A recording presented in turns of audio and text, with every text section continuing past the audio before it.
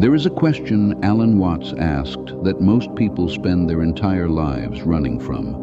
Who are you when you stop pretending? Not the job title, not the reputation, not the story you tell at dinner parties about where you came from and where you're going. Not the version of yourself assembled for other people's approval. Strip all of that away, and what is actually there? Most people never look, because the question is terrifying. Because the answer might be nothing, or worse. The answer might be something so vast and so strange that the ordinary life built carefully around it would suddenly seem absurd. Alan Watts looked. He looked with more sustained attention, more intellectual precision, and more genuine fearlessness than almost anyone in the 20th century.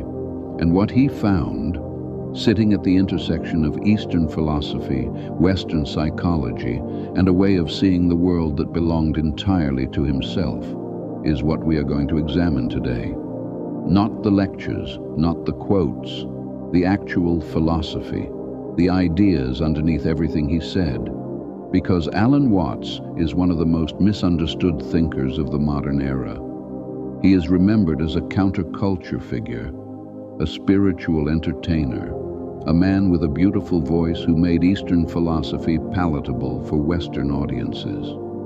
He is quoted endlessly by people who have never thought seriously about what he actually meant. What he actually meant was radical, precise, and more challenging than any quote ever captures.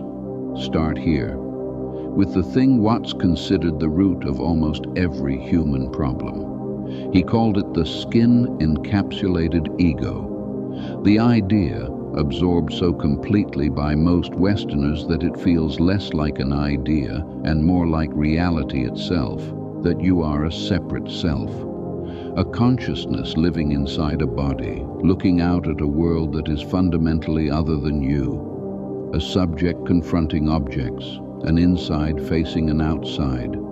You arrived here from something, your parents, biology, the earth, and you will return to something.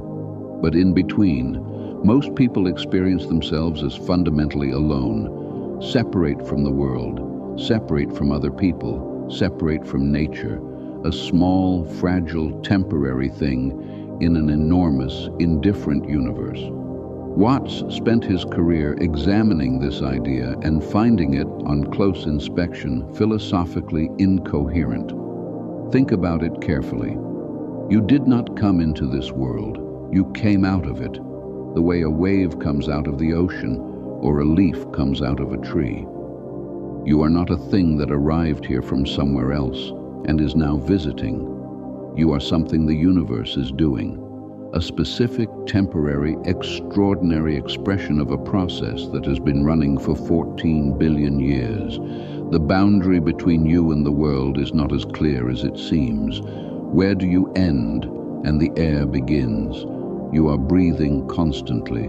The boundary between inside and outside is more like a transaction than a wall. Your body is made entirely of things that were not you yesterday and will not be you tomorrow. The food, the water, the air, all of it cycling through continuously, the whole thing more like a river than a stone. This is not mysticism, this is biology, this is physics. The solid, separate self that most people experience as the most obvious fact of their existence is, on examination, a useful fiction, a way the universe has organized itself to experience itself from a particular point of view. This is the first pillar of Watts's philosophy. The self is not what you think it is, and the anxiety, the loneliness, the persistent sense of not quite belonging that characterizes modern Western life, all of it flows directly from a mistaken idea about what you are. But here is where Watts becomes genuinely difficult and genuinely important. He is not saying the solution is to destroy the ego, to dissolve the self into some undifferentiated cosmic soup.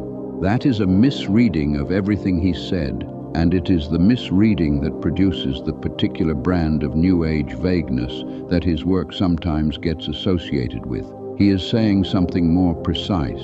The self is a real phenomenon, The individual perspective is real. The specific, particular, unrepeatable fact of this life, this consciousness, this moment, that is real. What is not real is the separation. What is not real is the idea that the individual and the universe are in opposition, that the self is a stranger in the world rather than an expression of it. He used the word play deliberately. The universe, in Watts's vision, is not a mechanical system grinding towards some purpose. It is not a moral drama in which suffering has to be earned through and transcended. It is a game, an improvisation, a performance with no script and no audience, and no final meaning outside the performance itself. This terrifies people who have organized their entire lives around the idea that suffering is purposeful, that difficulty is redemptive, that the discipline and the sacrifice and the delayed gratification are all pointing towards something, a final state in which everything will have been worth it. Watts says, there is no final state, there is only this. The present moment is not a corridor to somewhere else, it is the destination. It has always been the destination, and the frantic, anxious, forward-leaning quality of most modern life, always preparing, always becoming, always arriving somewhere slightly after where you are, is the direct consequence of missing this. This is the second pillar. Life is not a problem to be solved. It is a reality to be experienced. Now we come to the teaching that Watts returned to more often than any other, the one that he considered the practical heart of everything, the wisdom of insecurity. There is no solid ground, there is no final safety, there is no arrangement of circumstances that will produce the permanent security most people are unconsciously trying to construct.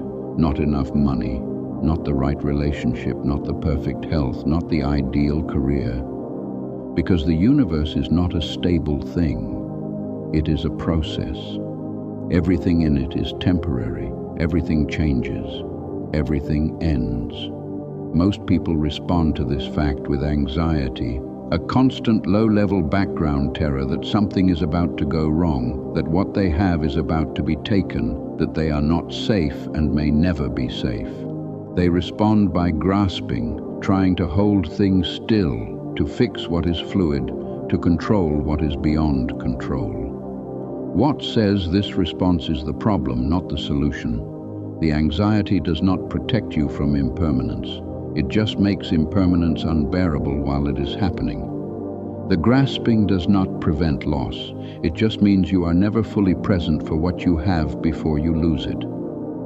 The alternative is not indifference. It is not detachment in the sense of not caring.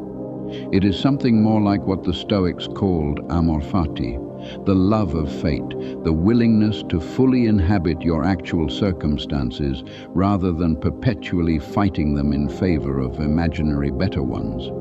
Watts draws this from Zen Buddhism and from Taoism, specifically from the Taoist concept of Wu Wei, which is usually translated as non-action, but means something closer to action that is completely in accord with the situation, not forcing, not straining, not imposing your will on a reality that has its own logic, moving with the current rather than against it.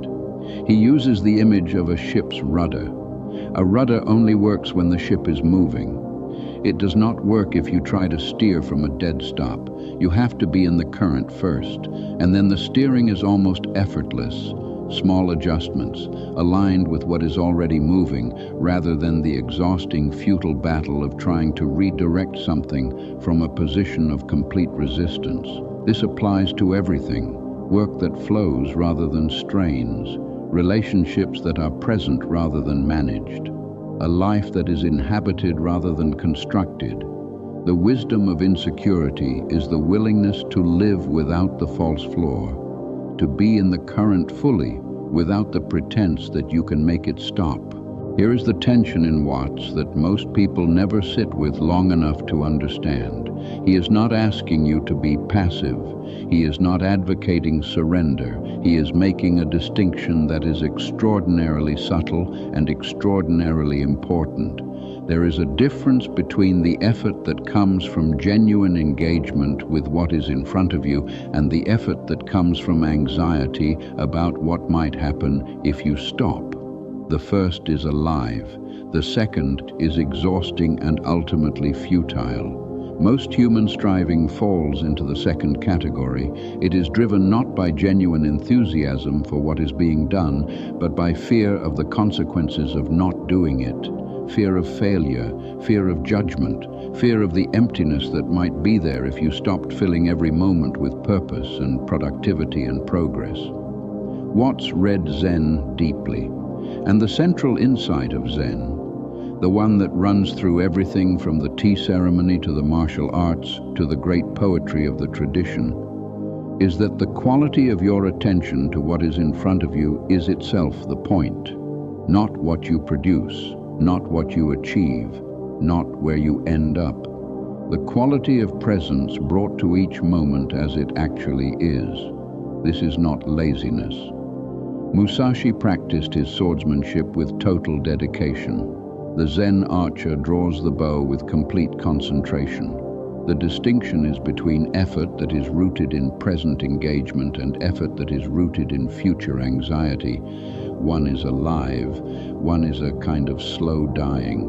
Watts spent his life pointing at this distinction, making it visible, trying to show people the anxious, grasping quality of their engagement with their own lives, and offer them a genuinely different way of being in the world.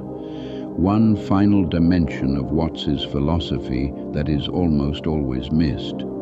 He was genuinely funny. Not performatively funny, philosophically funny. He understood, in a way that most serious thinkers do not, that the gap between how gravely we take ourselves and how absurd our situation actually is constitutes the oldest joke in the universe. A species of temporarily conscious animals on a small rock, convinced that their particular anxieties and ambitions are of cosmic significance, while the rest of the universe continues its 14 billion-year improvisation, completely indifferent to the outcome. This laughter is not nihilism, it is liberation. The moment you can genuinely laugh at the absurdity of the self taking itself so seriously, not a bitter laugh, not a defeated laugh, but the clean, clear laugh of someone who has finally seen the joke, something releases.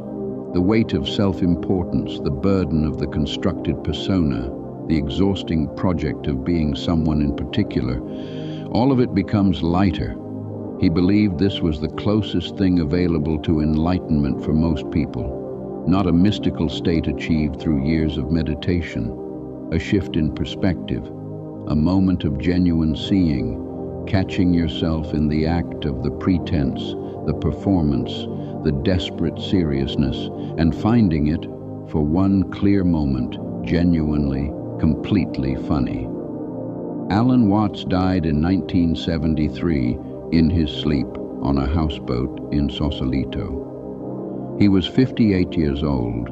He left behind hundreds of hours of lectures, dozens of books, and an influence that has quietly shaped the way millions of people in the Western world think about consciousness, identity, and the nature of experience, usually without knowing his name or realizing where the ideas came from. He was not a saint. He drank too much. His personal life was complicated. He did not always practice what he preached in the most obvious sense. He was aware of this contradiction and addressed it directly. He was a philosopher, he said, not a guru, a finger pointing at the moon. The finger is not the moon. Do not look at the finger. What he was pointing at was this: you are not the small, anxious, separate thing you take yourself to be. You are the universe experiencing itself from a particular point of view. Temporary, yes. Specific and unrepeatable, yes. But not separate, not alone, not a stranger here. You came out of this world the way a wave comes out of the ocean. The wave is not apart from the ocean. It never was.